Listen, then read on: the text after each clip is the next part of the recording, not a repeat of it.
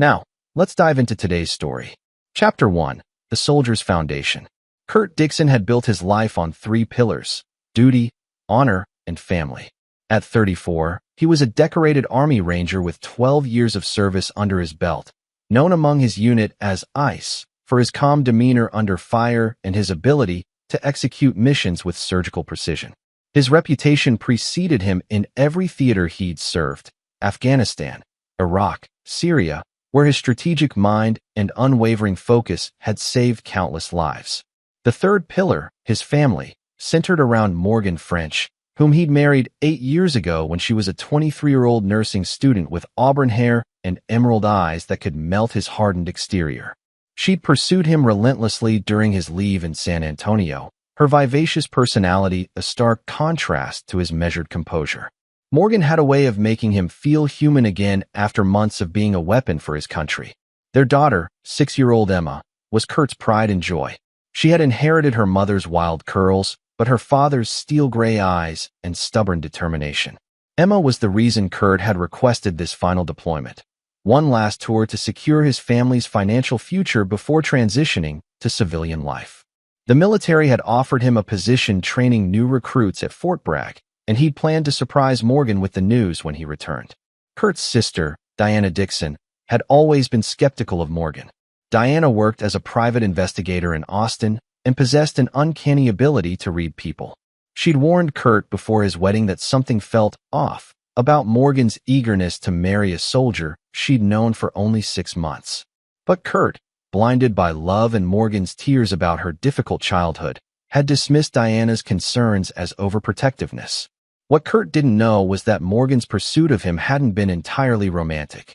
She'd grown up in poverty in East Houston, raised by a mother who cleaned office buildings and a father who'd abandoned them when Morgan was 12. She'd learned early that survival meant finding someone who could provide security, and Kurt's military benefits and steady income had been as attractive as his rugged appearance. For the first few years of their marriage, Morgan had played the devoted military wife perfectly. She'd attended base functions, befriended other officers' wives, and created the image of a stable, loving home. But as Kurt's deployments grew longer and more frequent, the facade became harder to maintain. The loneliness was real, but so was her growing resentment toward a life that revolved around someone else's career and patriotic ideals she'd never truly shared. The transformation had been gradual. What started as innocent conversations with neighbors and acquaintances had evolved into something more dangerous. Morgan had begun to see Kurt's absence as freedom rather than sacrifice, and his dedication to duty as neglect of their marriage. She'd convinced herself that she deserved more than being a military wife waiting for a husband who valued his country above his family. As Kurt prepared for what he'd promised would be his final deployment, he'd spent weeks ensuring everything was perfect for his family. He'd increased his life insurance, set up automatic payments for all bills, and even arranged for a cleaning service to help Morgan manage the house. In his mind, he was providing for his family's needs during his absence, unaware that Morgan's needs had shifted to desires that no amount of planning could satisfy. The last night before deployment, Kurt had held Morgan close in their bed, whispering promises about their future together. He'd talked about buying a house near Fort Bragg, about being present for Emma's school plays and soccer games, about growing old together. Morgan had responded with the right words, but her mind was already planning for the freedom his absence would provide. Chapter 2. Seeds of Deception. 3 months into Kurt's deployment in Eastern Europe, Morgan's carefully constructed facade began to crack. The military wife support groups felt suffocating, filled with women who actually missed their husbands and counted days until their return. Morgan found herself making excuses to avoid base events, claiming work emergencies at the hospital where she'd recently returned to nursing after Emma started school. It was at the hospital that Morgan first encountered Royce Lynch, a 38-year-old pharmaceutical sales representative whose charm and expensive suits stood out among the medical staff. Royce was everything Kurt wasn't: smooth-talking, flashy, and completely focused on immediate gratification. He drove a red Corvette, wore a Rolex, and had a confidence that came from never having risked his life for anything greater than a commission check.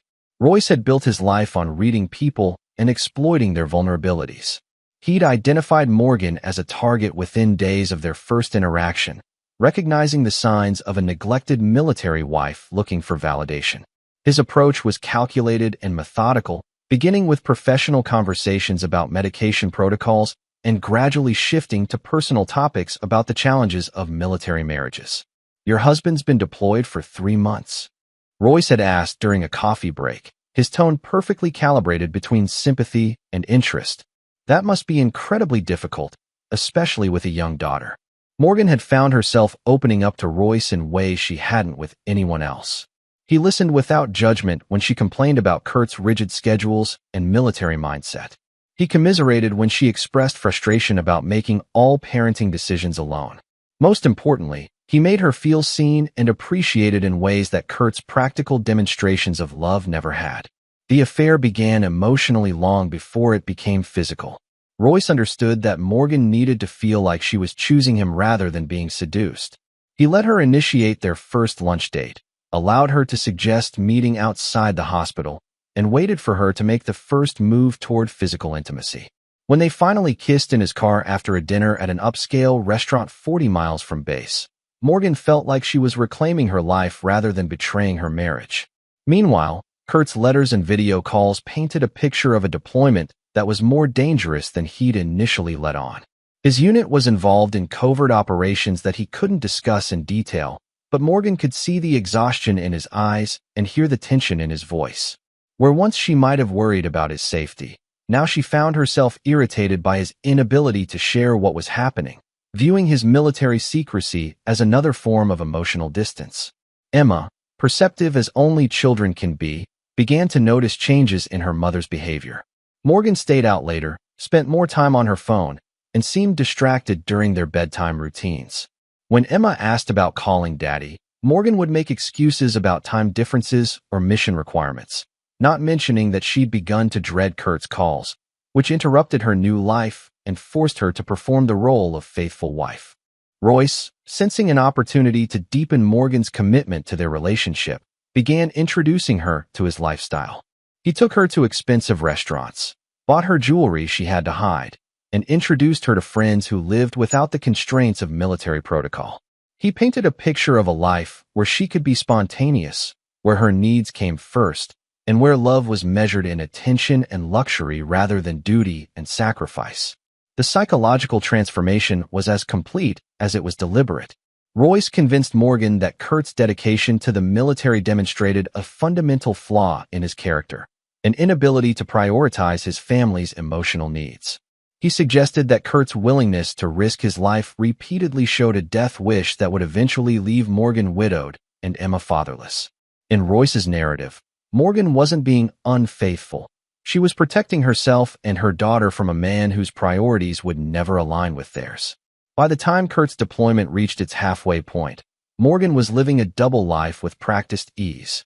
She maintained her social media presence with posts about missing her husband and supporting military families, while privately planning a future that didn't include him.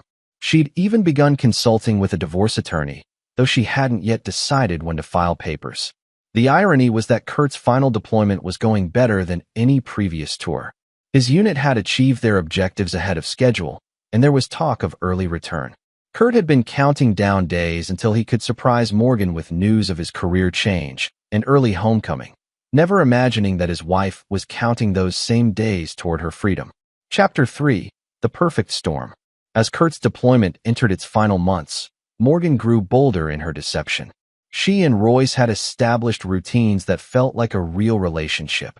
Weekend trips to Austin under the guise of visiting friends, dinners at his apartment while Emma stayed with babysitters, and plans for a future that required Kurt's absence to become permanent.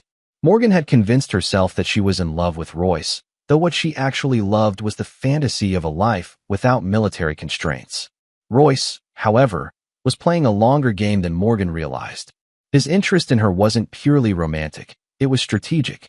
Through their conversations, he'd learned details about Kurt's military service, deployment schedules, and base security protocols. Royce had connections with individuals who valued such information, and Morgan's pillow talk had become a valuable source of intelligence he could leverage for financial gain. The pharmaceutical sales job was legitimate, but it was also a perfect cover for Royce's more lucrative side business. He specialized in gathering information from military families, particularly those dealing with deployment stress and marital problems. Morgan wasn't his first target, and she wouldn't be his last. His apartment was equipped with recording devices that captured their intimate conversations, and he'd been building a comprehensive file on Kurt's unit and mission details. Emma, meanwhile, had developed her own coping mechanisms for her mother's increasing absence. She'd begun calling her Aunt Diana more frequently, sensing that something was wrong at home, but lacking the vocabulary to express her concerns. Diana had noticed changes in Emma's behavior during their calls. She seemed more withdrawn, asked more questions about when her father was coming home, and had started having nightmares about bad things happening to her family. Diana's investigator instincts were increasingly troubled by what she observed during her visits to check on Morgan and Emma. Morgan seemed different, more secretive, defensive about her schedule, and oddly cheerful for someone whose husband was in a combat zone. Diana had noticed new jewelry, changes in Morgan's appearance, and a phone that Morgan guarded jealously. But without concrete evidence, Diana couldn't voice her suspicions to Kurt without potentially destroying his marriage based on speculation. The breaking point came during the 8th month of Kurt's deployment. Emma, playing with Morgan's phone while her mother showered, accidentally triggered a video call to Royce. When he answered expecting to see Morgan, he found himself face-to-face with a 6-year-old girl who immediately began asking questions about who he was and why he had Mommy's phone number. Panicked, Royce ended the call, but the damage was done. Emma, confused and curious, began asking Morgan about the man on the phone. Morgan's explanations about work friends and wrong numbers didn't satisfy Emma's growing suspicions that something was happening that shouldn't be. The situation deteriorated further when Emma, trying to understand the growing tension at home, attempted to recreate the video call incident. She found Royce's contact information in Morgan's phone and, in a moment of 6-year-old logic, decided to call him to ask why Mommy seemed sad after talking to him. The call went to voicemail, and Emma left a rambling message asking if the man on the phone was why Daddy couldn't come home yet. When Royce received the message, he realized that Emma posed a significant threat to his operation. A child's innocent questions could unravel months of carefully constructed deception. He began pressuring Morgan to find ways to limit Emma's access to information and to consider more permanent solutions to their situation. His suggestions became increasingly dark, ranging from sending Emma to live with relatives to ensuring that Kurt's deployment became permanent in ways that would benefit them both. Morgan, caught between her daughter's growing suspicions and Royce's increasing demands, began to crack under the pressure. She started making mistakes, leaving her phone unlocked, coming home with explanations that didn't match her appearance, and most dangerously, allowing Emma to overhear conversations that a child shouldn't understand. The careful balance she'd maintained was collapsing, and she was too deep in deception to extract herself safely. It was during this period of maximum vulnerability that Emma, in a moment of childhood clarity, decided to create a sign asking for help. She couldn't articulate what was wrong, but she knew something was terribly off in their home. When Morgan decided to take a photo to send to Kurt, showing how much Emma missed him, she didn't notice the sign Emma had prepared, a sign that would ultimately trigger the chain of events that would destroy everything Morgan and Royce had built. Chapter 4. The Message in Plain Sight. Kurt was cleaning his rifle in the makeshift armory when his phone buzzed with a message from Morgan. The deployment had been grueling, but they were finally approaching the finish line. His unit had exceeded expectations, and early return was looking more likely each day. Kurt allowed himself a moment of anticipation before opening what he expected to be another routine update from home. The photo showed Emma in their living room, holding what appeared to be a colorful poster. Morgan's message read simply, "She misses you." But Kurt's trained eye, honed by years of analyzing enemy communications and hidden threats, immediately noticed something wrong. Emma was holding a sign, but most of it was covered by crayon scribbles and child's artwork. However, one word remained clearly visible through the colorful chaos: help. Kurt's blood went cold. His daughter wasn't artistic enough to accidentally create such a message, and she was smart enough to understand the word's meaning. This wasn't a coincidence or a game. Emma was communicating something she couldn't say directly, and the fact that Morgan had sent the photo without noticing the message suggested she was either completely oblivious to their daughter's distress or confident that Kurt wouldn't pick up on the signal. Within minutes, Kurt was on an encrypted line to Diana. His sister had always been his most trusted confidant, and her investigative skills had proven invaluable during his military career when family situations required delicate handling. "Diana, I need you to check on Morgan and Emma immediately," Kurt said without preamble. "Something's wrong." "What kind of wrong?" Diana's voice shifted to professional mode instantly. "Emma sent me a distress signal. I can't explain over the phone, but you need to get eyes on them tonight." Diana didn't question her brother's judgment. She'd learned to trust Kurt's instincts during their childhood, when his ability to read dangerous situations had kept them safe during their father's violent rages. "I'll head over now with some excuse about Emma's birthday planning." What Diana discovered during her impromptu visit confirmed Kurt's worst fears and added dimensions he hadn't anticipated. Morgan was nervous, defensive, and clearly unprepared for unexpected company. Emma was withdrawn, clingy, and kept trying to tell Diana things that Morgan would interrupt or redirect. Most telling was Morgan's phone, which buzzed constantly with messages she would quickly silence, and a bouquet of expensive flowers that Morgan claimed came from a grateful patient's family. But Diana's investigative training picked up subtler clues. Morgan's appearance had changed significantly: professional highlights, new jewelry, designer clothes that didn't match a nurse's salary. The house felt different too, with new decorations and furnishings that suggested someone else's influence. Most damning was Emma's behavior. She kept mentioning Mommy's friend and asking when Daddy was really coming home, as if she'd been told different information than what Morgan shared with Kurt. Diana's instincts screamed that Morgan was having an affair, but the level of Emma's distress suggested something more sinister. She managed to get Emma alone for a few minutes by offering to help with homework, and what she learned made her stomach turn. "Aunt Diana," Emma whispered, "Mommy's friend comes over when it's dark, and they lock my door so I can't come out. And he said things about Daddy that made Mommy cry, but not sad crying. Different crying." The implications hit Diana like a physical blow. Emma was being isolated during intimate encounters, and there were conversations happening about Kurt that frightened a child. This wasn't just adultery. This was a situation that potentially put both Emma and Kurt at risk. Diana called Kurt back that evening with information that transformed his world. "You need to come back now," she said, her voice tight with controlled fury. "Why?" Kurt asked, though part of him already knew the answer would shatter everything he believed about his family. "Why?" Diana repeated. "She won't survive that long." The words hung between them, laden with meaning that went beyond physical safety. Diana wasn't just talking about Emma's emotional well-being. She was warning Kurt that his daughter was in an environment that could destroy her psychologically, and that every day he remained deployed increased the damage being done. Kurt's world collapsed and rebuilt itself in the space of a heartbeat. The man who'd faced enemy fire without flinching felt his hands shake as the full scope of the betrayal became clear. Morgan wasn't just cheating. She was exposing their daughter to an environment that traumatized her enough to risk sending a distress signal to her deployed father. But Kurt wasn't just any husband discovering infidelity.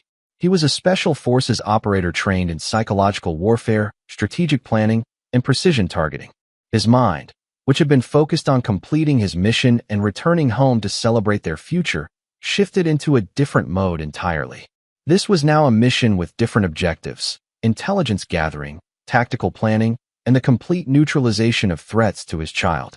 Within hours, Kurt had initiated emergency leave procedures, citing a family crisis that required immediate attention. His commanding officer, recognizing the cold fury in Kurt's demeanor, expedited the paperwork without asking questions. By the next evening, Kurt was on a transport heading home, but he wasn't the same man who'd left 8 months earlier. The husband and father had been replaced by something harder and more dangerous. Chapter 5: Intelligence Gathering. Kurt's return to American soil marked the beginning of what would become the most meticulously planned operation of his military career. Instead of rushing home to confront Morgan, he made a decision that would prove crucial to everything that followed. He would treat this situation like a covert mission requiring intelligence gathering before action.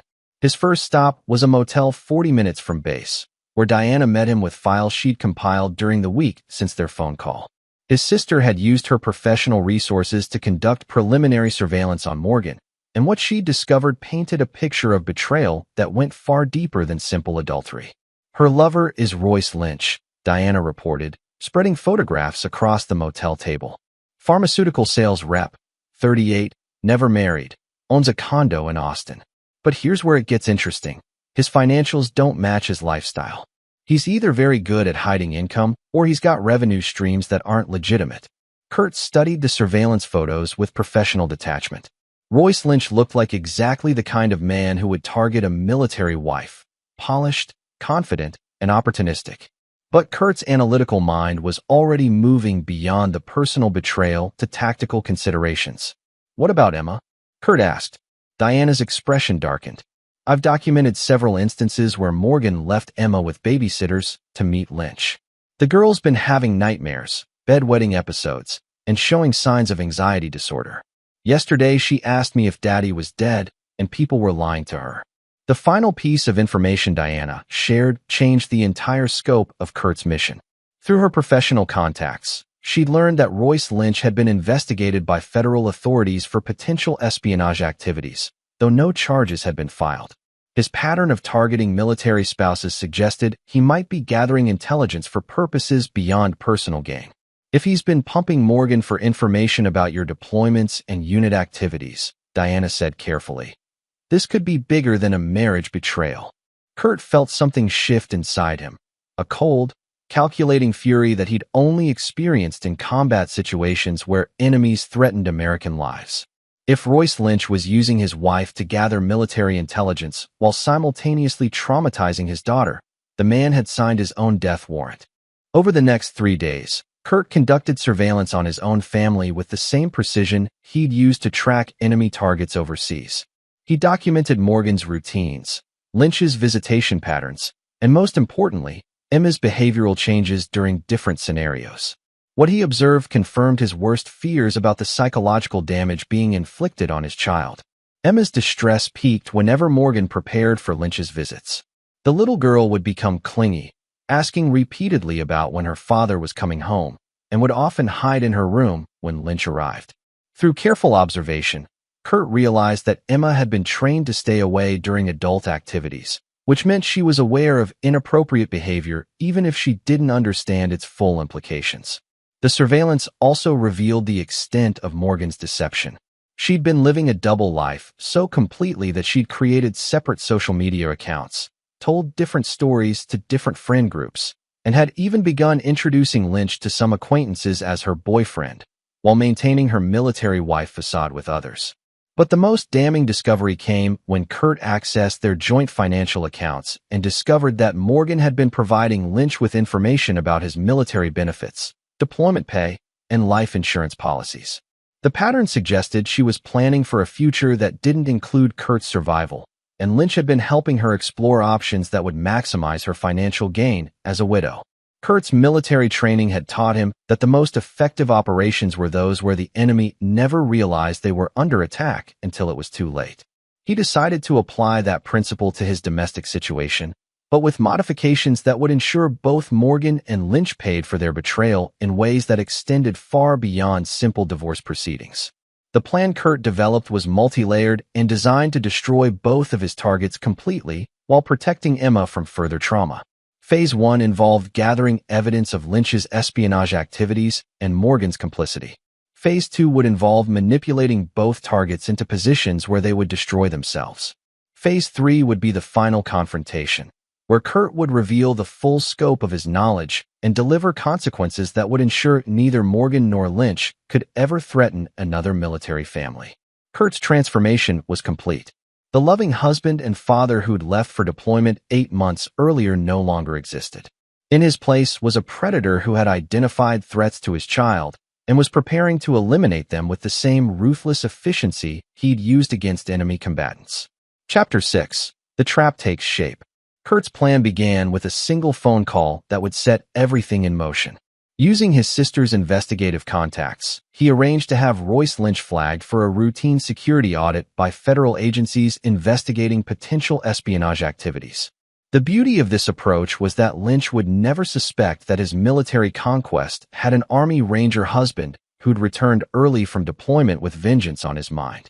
Within days, Lynch found himself under surveillance by federal agents who were suddenly very interested in his financial records, travel patterns, and associations with military families. The pressure was subtle but relentless. Surprise visits to his workplace, requests for documentation of his income sources, and quiet inquiries among his professional contacts about his activities. Meanwhile, Kurt used his military intelligence training to infiltrate Lynch's digital life. A carefully placed keystroke logger in Lynch's laptop, installed during a break-in that appeared to be a routine burglary, gave Kurt access to Lynch's communications, financial records, and most importantly, his conversations with Morgan. What Kurt discovered confirmed his suspicions. Lynch had been systematically gathering information about multiple military families, and Morgan had provided detailed intelligence about Kurt's unit, deployment schedules, and base security protocols. But Kurt's most devastating discovery was a series of recordings Lynch had made of his intimate conversations with Morgan. The man had been documenting everything, including Morgan's expressions of hatred for military life, her wishes that Kurt would be killed in action so she could collect his life insurance, and her willingness to provide classified information in exchange for Lynch's promises of a luxurious future together. The recordings revealed the true depth of Morgan's betrayal. She hadn't just been unfaithful. She'd been actively working against her husband's interests and potentially endangering his military unit. When Lynch suggested that Kurt's early demise would solve all their problems, Morgan had agreed with an enthusiasm that made Kurt's blood run cold. Armed with this intelligence, Kurt began phase 2 of his operation. He created a false identity as a foreign intelligence operative interested in purchasing the information Lynch had been gathering. Using sophisticated communication methods and encrypted channels, he began negotiating with Lynch for the purchase of classified military intelligence, including information about Kurt's own unit. Lynch, desperate for money due to the federal investigation freezing his assets, jumped at the opportunity. He began preparing comprehensive files containing everything he'd learned from Morgan and other military spouses, unaware that he was documenting his own treasonous activities for the man he'd betrayed.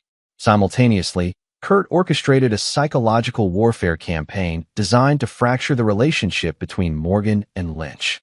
He began leaving subtle evidence that Morgan was being investigated. Fake surveillance photos, mysterious phone calls, and official-looking documents suggesting that military intelligence was aware of information leaks.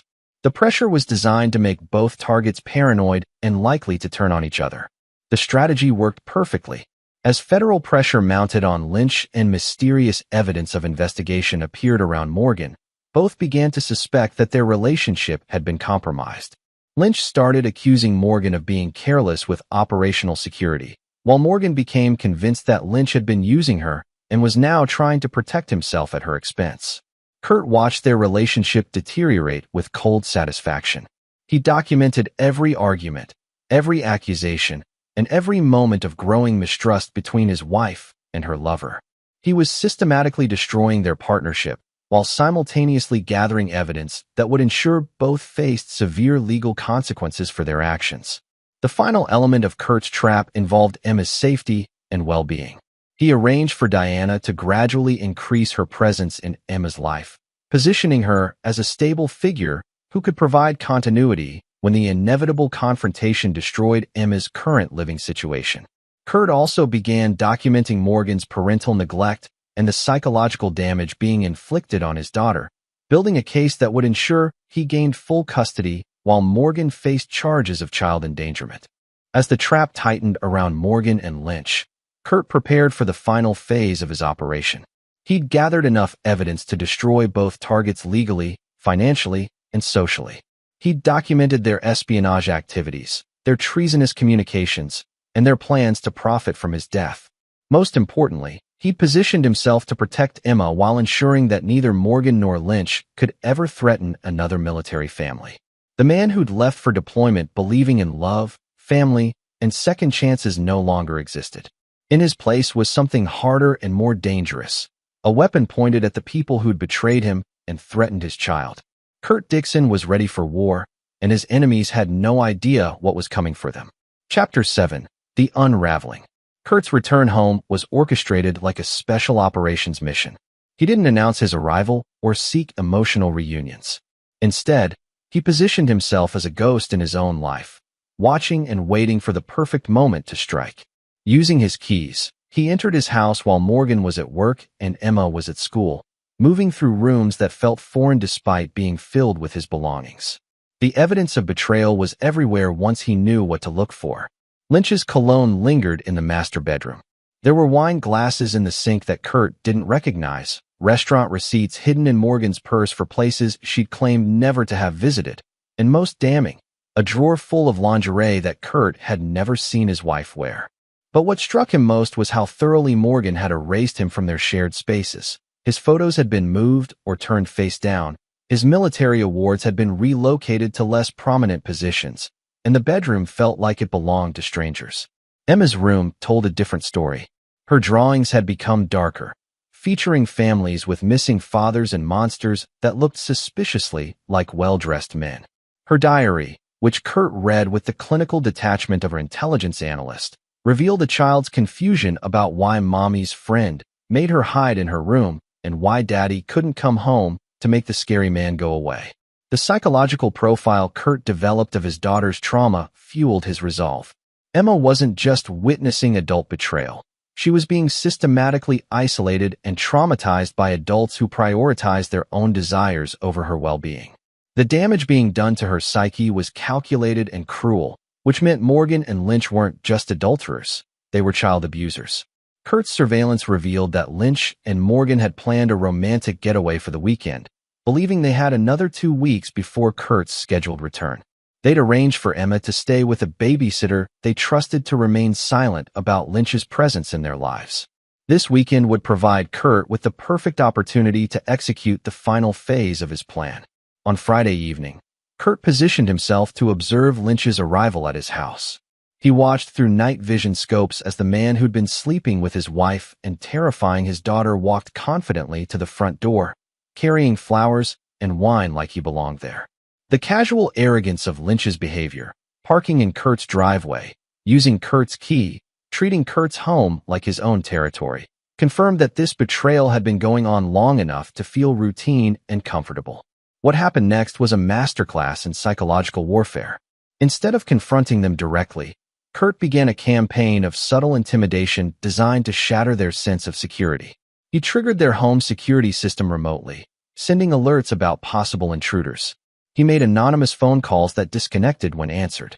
He left evidence of surveillance, moved items, opened doors, and mysterious footprints in their garden that suggested someone was watching them.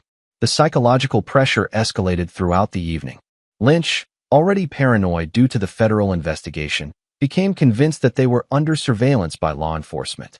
Morgan, guilt-ridden and anxiety-prone, began to believe that Kurt had somehow discovered their affair and was playing mind games before confronting them. Both began drinking heavily, arguing about whether they should end their relationship, and making accusations about who was responsible for their compromised situation. By midnight, their romantic evening had devolved into a shouting match that the neighbors could hear.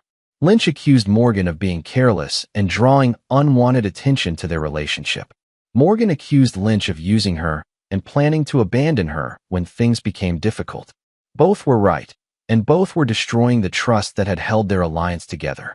Kurt recorded everything from multiple vantage points around his own property.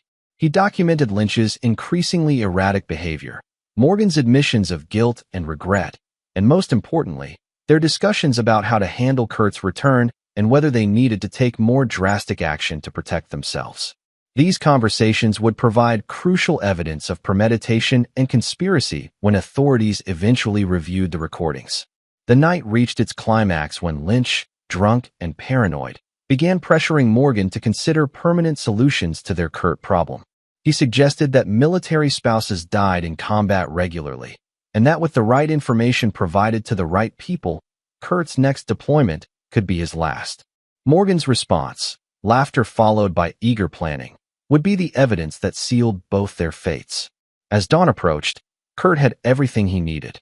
Both targets had documented their own guilt through recorded confessions of espionage, conspiracy, and threats against a military service member. They'd revealed the full scope of their betrayal, their plans for Kurt's elimination, and their complete disregard for Emma's well-being. Most importantly, They destroyed their own relationship through mutual accusations and mistrust, which would make them easier targets for individual manipulation. Kurt withdrew from his surveillance position as Morgan and Lynch finally fell into an exhausted sleep in his bed. They'd spent their last night of freedom destroying each other psychologically while providing him with everything he needed to destroy them legally. The trap was set, the evidence was gathered, and Kurt was ready for the final confrontation that would end both their partnership and their freedom. Chapter 8: The Reckoning. Kurt's final gambit began at dawn on Saturday morning. While Morgan and Lynch slept off their night of paranoid drinking and mutual accusations, he made a series of phone calls that would orchestrate their complete destruction. The first call was to his commanding officer, reporting suspected espionage activities involving his family and requesting immediate military intelligence support. The second was to federal authorities, providing evidence of Lynch's treasonous activities and Morgan's complicity. The third was to Diana, giving her the signal to implement the custody protection plan they developed for Emma. By 8 a.m., multiple government agencies were coordinating a response to Kurt's intelligence reports. Federal agents were preparing arrest warrants for Lynch based on the espionage evidence, while military intelligence was analyzing the classified information that had been compromised through Morgan's pillow talk. Child Protective Services was standing by to intervene if Emma's safety was threatened during the takedown operation. But Kurt wasn't finished with his psychological warfare campaign. Before the authorities arrived, he wanted Morgan and Lynch to understand exactly how completely they'd been outmaneuvered and destroyed. This wasn't just about justice. It was about ensuring they experienced the full weight of their betrayal before facing legal consequences. Kurt entered his house through the back door while his wife and her lover were still sleeping. He moved through the rooms like a ghost, placing printed copies of their recorded conversations, photographs from their surveillance, and evidence of Lynch's federal investigation in strategic locations where they couldn't be missed. He wanted them to wake up to the undeniable proof that their secret relationship had been thoroughly documented and that their plans had been completely exposed. The master bedroom, where Kurt had once slept beside his wife, now contained two people who'd betrayed everything he'd valued. Kurt stood in the doorway for a moment, studying the scene with the detached analysis of a professional soldier. These weren't the people he'd once loved and trusted. They were enemy combatants who'd threatened his child and his country, and they deserved to be treated accordingly. He woke them by playing back their recorded conversations from the previous night through the house's sound system. Their own voices filled the air, discussing Kurt's potential death, their plans to profit from his military benefits, and their casual disregard for Emma's emotional well-being. The psychological impact was immediate and devastating. Both Morgan and Lynch bolted upright in bed, realizing that their most private and incriminating conversations had been captured and could be used against them. "Good morning," Kurt said calmly, stepping into the bedroom doorway. "I came home early to surprise my family." Imagine my own surprise. The next 30 minutes were a masterclass in psychological domination. Kurt didn't shout or express emotion. Instead, he systematically dismantled every lie, every justification, and every excuse that Morgan and Lynch attempted to offer. He presented evidence of Lynch's espionage activities, Morgan's active participation in intelligence gathering, and their joint conspiracy to endanger Kurt's military unit for personal gain. Morgan's attempts to claim she'd been manipulated or coerced were destroyed by her own recorded admissions of hatred for military life and enthusiasm for Kurt's potential death. Lynch's attempts to minimize his activities were countered by documented evidence of his systematic targeting of military families and his attempts to sell classified information to foreign contacts. But Kurt's most devastating psychological attack was reserved for Morgan's attempts to claim she'd acted out of love or loneliness. He played recordings of her laughing about Kurt's potential death in combat, her discussions of how to maximize life insurance payouts, and her plans to start a new life with Lynch using money earned through Kurt's sacrifice and service. "You weren't lonely," Kurt said with cold precision. "You were greedy. You weren't manipulated. You were calculating. And you weren't protecting our daughter. You were traumatizing her for your own convenience." As Kurt systematically destroyed their attempts at justification, the sound of approaching vehicles announced the arrival of federal agents. The legal phase of Kurt's operation was beginning, and both Morgan and Lynch were about to face consequences that extended far beyond their personal betrayal. Lynch would be arrested on charges of espionage, conspiracy against the United States, and trafficking in classified military information. The evidence Kurt had gathered, combined with the federal investigation already in progress, would ensure a conviction that carried decades in federal prison. Morgan would face charges of conspiracy, providing aid to enemy agents, and child endangerment. Her recorded admissions of actively working against her husband's military interests while exposing classified information would destroy any possibility of claiming innocence or victimization. As federal agents entered the house, Kurt felt a cold satisfaction that had nothing to do with revenge and everything to do with mission completion. He'd identified threats to his family and his country, gathered intelligence on their activities, and neutralized them through legal and systematic means. Emma would be safe, the security breaches would be contained, and justice would be served through proper channels. The husband and father who'd left for deployment 8 months earlier was gone forever, replaced by something harder and more dangerous. Kurt Dixon had become exactly what his enemies deserved, their complete and utter destruction. Chapter 9. No Forgiveness, No Mercy. 6 months later, Kurt sat in a federal courthouse watching as Royce Lynch received a sentence of 25 years in federal prison for espionage, conspiracy, and trafficking in classified military information. The man who'd once strutted confidently through Kurt's life had been reduced to a broken figure in an orange jumpsuit, his expensive lifestyle and smooth charm replaced by the reality of spending his remaining productive years in a maximum security facility. Morgan's trial had concluded the previous month with her conviction on charges of conspiracy, aiding enemy agents, and child endangerment. Her sentence of 15 years in federal prison had been delivered by a judge who expressed particular disgust at her willingness to endanger military personnel while profiting from her husband's service and sacrifice. The woman who'd once been Kurt's wife was now federal prisoner number 8479291, her auburn hair replaced by regulation gray uniforms, and her emerald eyes dulled by the reality of her choices. Emma, now 7 years old, was thriving under Kurt's full custody and Diana's supportive presence.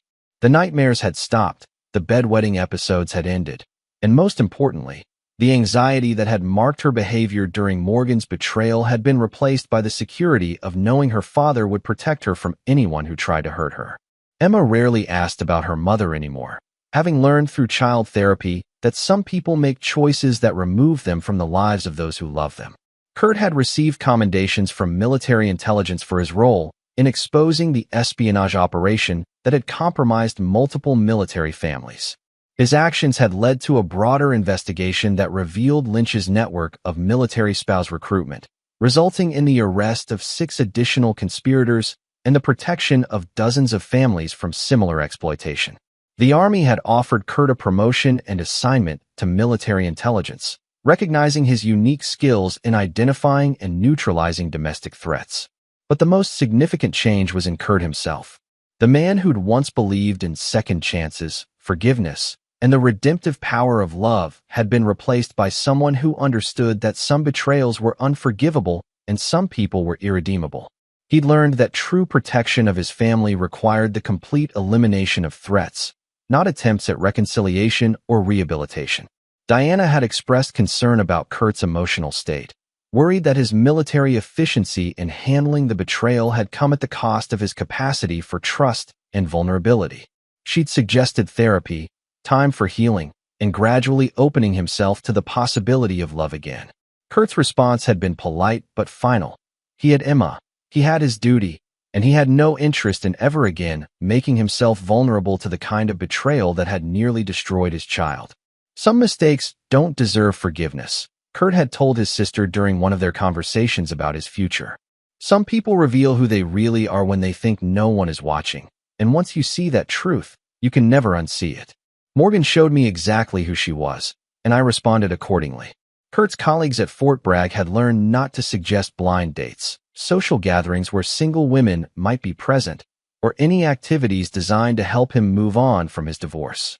The Kurt Dixon who'd been an eligible bachelor before his marriage was gone, replaced by a man who viewed romantic relationships as potential security vulnerabilities that could be exploited by enemies seeking to harm his family. Emma had adapted to this new reality with the resilience of childhood. She'd learned that her father was a protector who would eliminate any threat to their family, and that love meant ensuring the people you cared about were safe from those who would hurt them. When other children asked about her mother, Emma would explain matter-of-factly that some mothers make bad choices and have to go away forever, just like bad people in movies.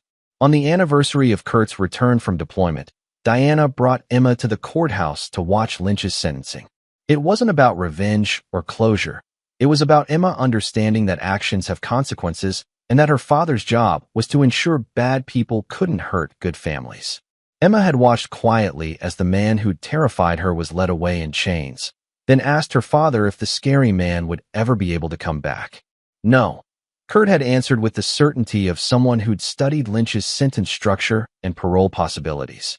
He'll die in prison, just like your mother will. Some choices mean you never get to hurt people again.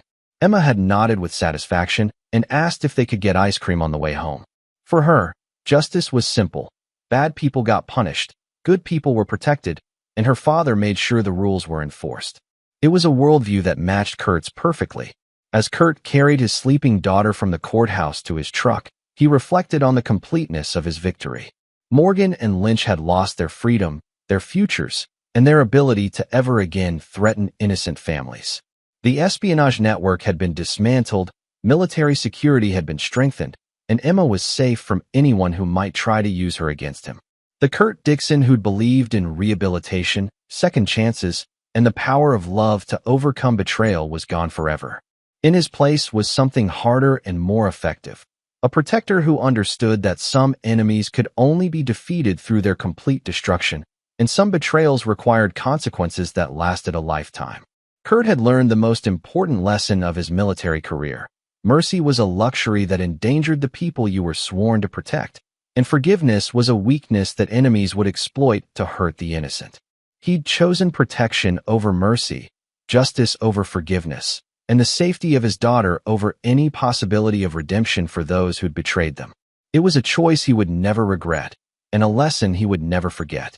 In Kurt's world, there were no second chances for those who threatened his family.